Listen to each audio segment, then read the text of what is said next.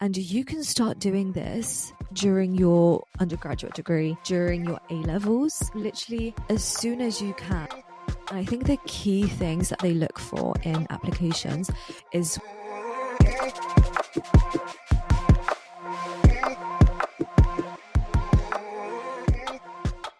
Hello everyone and welcome to Psych Diaries. I am your host, Maya, an aspiring psychologist with a degree in psychology and now in my third year of working in the field of mental health. If you're a psychology student or graduate or just wondering how to actually become a clinical psychologist, you're in the right place.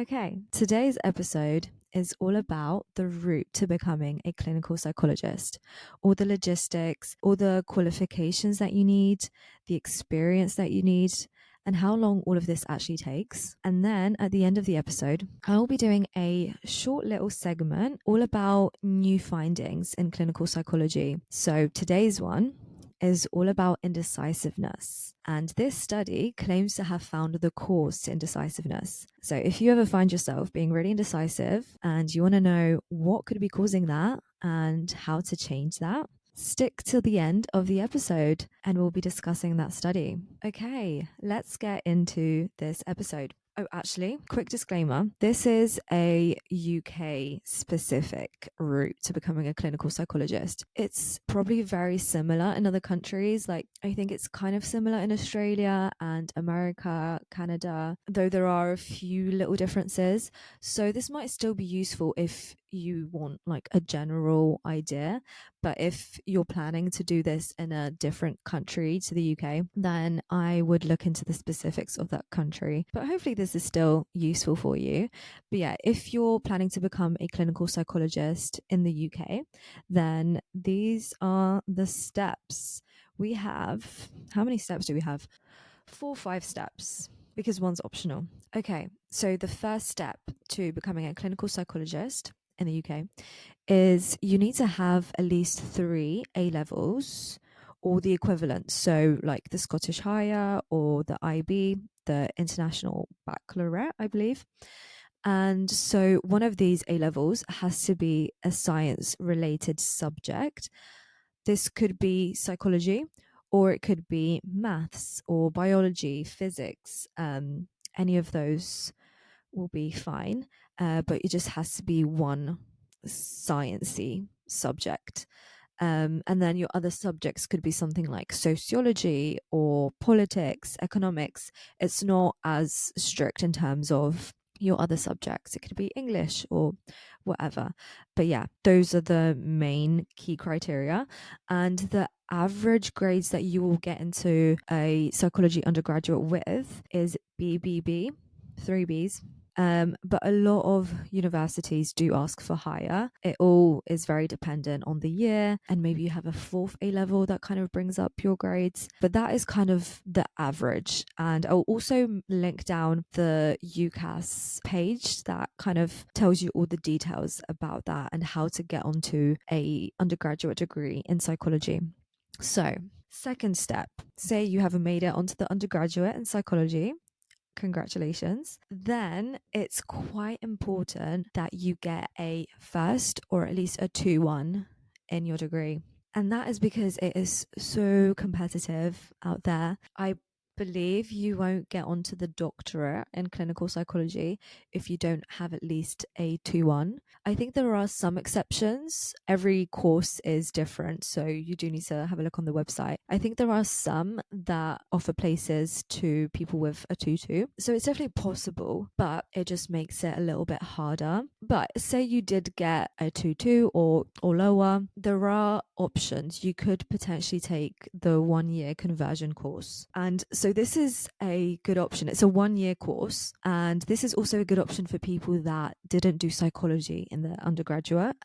So say you did, I don't know, sociology, or I think it could be any subject really. But yeah, so then you can do this 1-year conversion course in psychology that will basically get you on the same level as everyone else. So that's step number 2, your undergrad in psychology, and making sure that you get at least a 2-1 if possible. Okay, step number 3 is a master's in psychology, and this is optional, but it's recommended. From what I've gathered, I've tried to see how, like, whether it is actually required, and it's not required.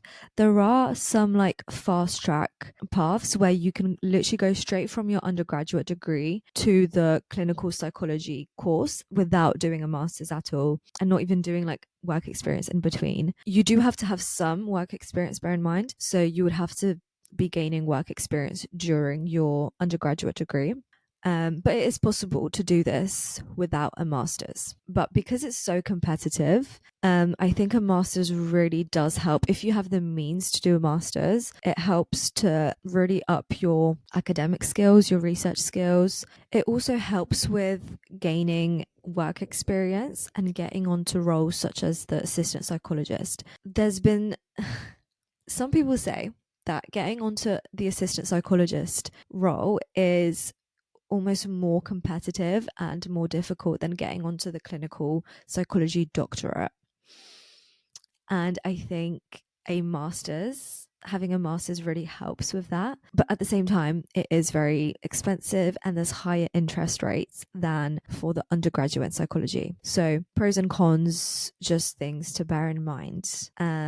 Okay, so that's step number 3, the master's. Step number 4, which is kind of relevant throughout your entire career path. It's not just after the master's that you should be thinking about this, but this is clinical experience. And you can start doing this during your undergraduate degree, during your A-levels, if you can. Literally, as soon as you can, try and start gaining clinical experience, because this is really important. It's something that you definitely need for the clinical doctorate, and it will really help you to then get those jobs like the assistant psychologist and to get onto the doctorate. So what do I mean by clinical experience? It's basically any work, it can be volunteer work or paid work, that is care related. It can be as a support worker, a healthcare assistant, a speech and language therapy assistant, which is my current role. You could be a teaching assistant for children with special needs, a research assistant, and obviously an assistant psychologist, also a helpline worker.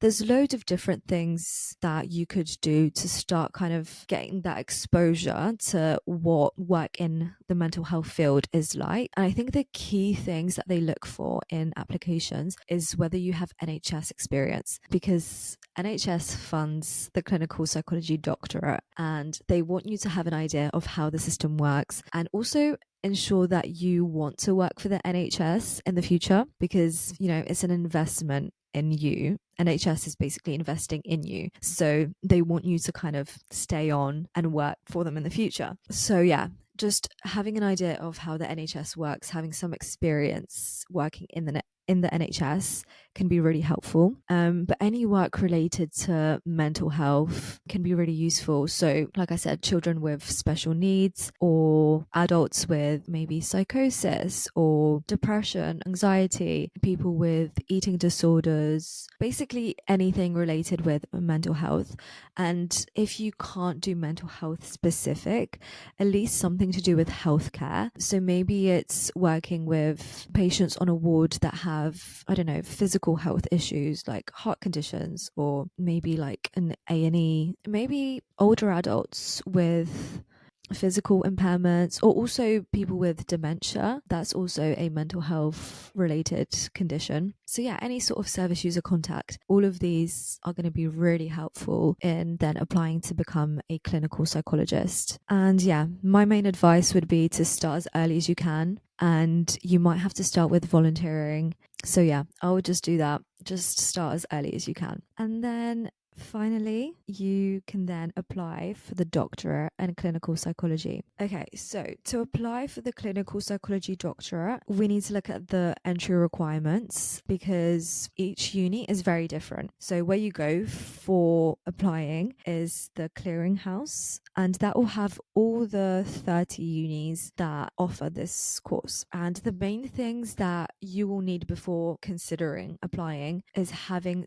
some work experience, and at least that 2-1 from either your undergraduate or your master's or your conversion course. You need something to show your kind of academic skills and then also your clinical work skills. And you will need an academic and professional reference. So that's something to bear in mind as well.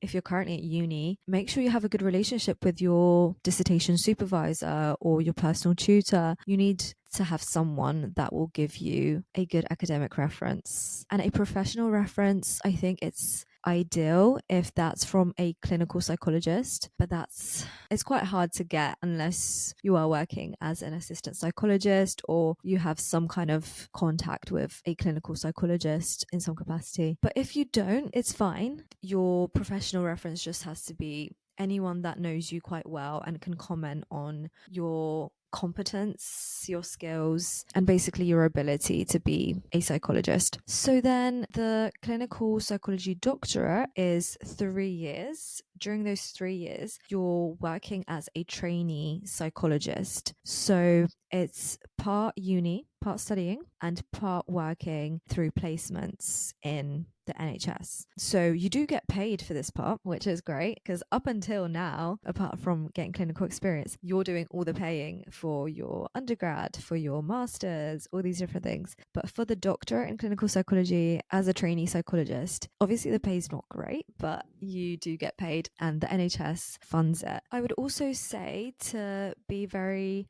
careful with what unis you choose because they all offer quite different things. Like they'll all have the basics of like teaching you how to do CBT, for example, which is cognitive behavioral therapy, which is the most well evidenced therapy in psychology. But all the other therapies, like, I don't know, some will offer DBT, which is dialectical behavioral therapy, I believe, or acceptance commitment therapy, or some will have a focus on neuropsychology. Some might have mindfulness therapy. So you do have to kind of gear your application towards why you chose this university specifically and kind of talk about your interests and why this university, this specific course is the right fit for you. Also bear in mind like where you want to live for the next 3 years of your life, because if you're applying to maybe some less popular courses with the hopes of just getting in, and then you actually don't like the city that is in, you don't actually want to live there, then you probably won't be very happy training as a psychologist on this course. So yeah, just keep that in mind. Think about, do I actually want to spend 3 years of my life here? And then after those 3 years, you have qualified as a clinical psychologist. So all of that in total, I think, okay, I'm not going to count your A levels because that's kind of something that you just have to do anyway. And you finish that at 18. So then from your undergraduate degree and then the doctorate, that's 6 years if you do like a fast track method and you start gaining clinical experience throughout university. But if you don't have the capacity to do that, or you're just not able for whatever reason to do the fast track method, it's also very competitive, so not everyone will be able to do that. Then it could take, so say you do the undergraduate 3 years and then you do a master's, that's 1 year, so that's 4. And then a lot of universities for the clinical psychology doctorate actually require you to have postgraduate experience of at least 1 or 2 years, like within mental health, like clinically relevant, that's what they call it, clinically relevant experience. So say you're doing 2 years of that after graduating from your master's, so that's 6 years, and then the doctorate, if you get on after those 2 years, is 9 years in total. And that's, I'd say, like standard, the average maybe amount of time that it takes. Sometimes it takes longer. Yeah, so it's not all linear, but it is a long time and it is a big commitment. Yeah, it's just something worth bearing in mind. But what I would say is don't let those big numbers scare you away, because it's all kind of part of learning. And say you've done your psychology undergraduate, your master's, and you're trying to gain clinical experience in the field, and you're not really enjoying it, or you're not getting onto the clinical doctorate, and you've realized, okay, it's actually not worth it. Those 4 or 5 years that you've spent on this path aren't going to go to waste, because you've learnt so much on the way and you've realize that, okay, now it's maybe not for you, and you can pivot at any time. You can go try something else, but at least you've like scratched that itch of whether you want to actually become a clinical psychologist or not. So yeah, and it's fine to kind of change your mind at any point, even if you're towards the end of qualifying and you're like, actually, this isn't what I want to do. That's fine. So once you have qualified as a clinical psychologist, you can then practice as a psychologist within the NHS. You can practice privately, and you can also specialize in specific areas of psychology. You could do an additional qualification, which I think is maybe 1 or 2 years in neuropsychology, for example, or you might want to specialize in pediatric psychology, child psychology, or older adults, dementia. There's so many different routes that you could go down, and there are further qualifications that you could do if you wanted to. But yeah, that is the route to becoming a clinical psychologist. Obviously, this is specific to the UK, and I'm also aware that it's specific to UK citizens. The route for international students, I know, is very different and a lot harder from what I've heard. But I want to do a whole separate episode about that because I want to get it right, and I want to hear from people that are kind of experiencing that path. But that will definitely be coming at some point, an episode about how to become a clinical psychologist as an international student. Okay, so that is a brief overview of the route to becoming a clinical psychologist in the UK. And now for our little segment on this study about indecisiveness.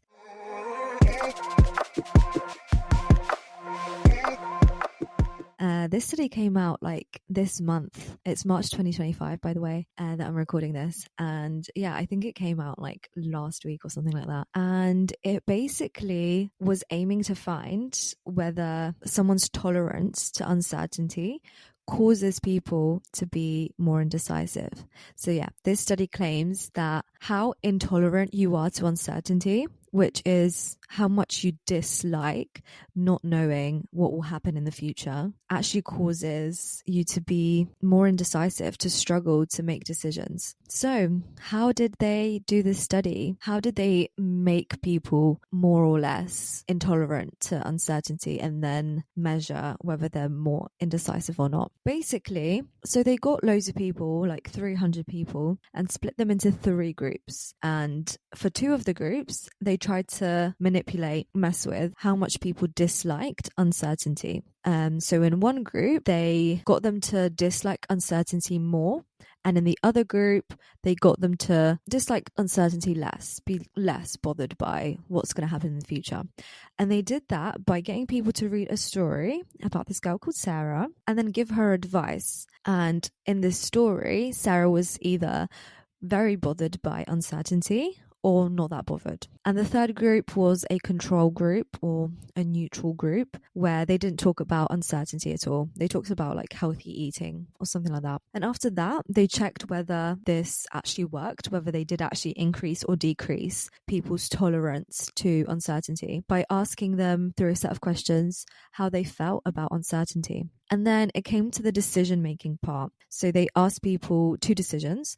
One was about a big personal decision, like a really important personal life decision. And the second one was a choice between some lotteries. And for each of these decisions, they asked people how indecisive they felt about it through another set of questions. And then they looked at all the numbers to see if the groups that had their liking of uncertainty, their intolerance of uncertainty manipulated, whether they were actually more or less indecisive. So what did they actually find in the study? So it looks like they were actually able to change how people felt about uncertainty. The group that they tried to get to dislike uncertainty more actually did. And then the group that they tried to get them to dislike uncertainty less actually did as well. So the manipulation worked. And then did that actually cause people to be more or less indecisive? And it turns out that yes, when people were made to feel more intolerant to uncertainty, they tended to be more indecisive. And this was especially true when it came to making a choice between the lotteries. for I don't know what reason. So it looks like disliking uncertainty can actually lead to more indecisiveness. And interestingly, the group that they tried to make more tolerant of uncertainty were actually less indecisive than the control group, which is really cool. It's really interesting. And why does that matter for clinical psychology? Well, for a lot of mental health disorders, for a lot of people that you might be supporting either now or in the future, they might have mental health difficulties like maybe OCD or anxiety, depression, and indecisiveness, as well as intolerance of uncertainty, can be quite prevalent in those mental health disorders. A lot of people that are very anxious struggle to make decisions because they're constantly thinking about what if this happened, what if that happened, and they're not very tolerant to not knowing the outcome and not knowing what will happen in the future. So they're very intolerant to uncertainty in general. So knowing that and being aware of that link when we're supporting people with those kind of difficulties, if we help them to become more comfortable with uncertainty, then that might actually help them make decisions more easily, and that might lessen their cognitive load, how much they're ruminating on, how much they're thinking about, and that will hopefully ultimately improve their mental health. I know even for myself, like if I'm struggling to make a decision, it's constantly at the back of my mind. I'm not in a good mood. I don't feel like my mental health is doing well when I struggle to make decisions compared to where I'm like, okay, yeah, I'm doing this, I'm doing that. Then I can actually focus on it and my mental health improves. So yeah, that's how it applies to clinical psychology, but it can also apply to your own life, which yeah, I think is pretty cool. But something to bear in mind, there's obviously limitations to all studies. So I would definitely recommend having a look at the whole study, reading it through, and analyzing it for yourself, because it's definitely not a perfect study. For example, the study was done on healthy people, and they were mostly younger people with a good level of education, and it wasn't done on like a population with mental health problems, like serious mental health conditions. So it would be interesting to see if that still applies in people with serious mental health issues. But I hope you found this study interesting like I did, and let me know if there's any other studies that you want or topics that you want me to cover that you think might be interesting. And yeah, thanks for listening. Thank you for being here. Make sure you're being kind to yourself, looking after yourself, and I'll speak to you very soon. Bye.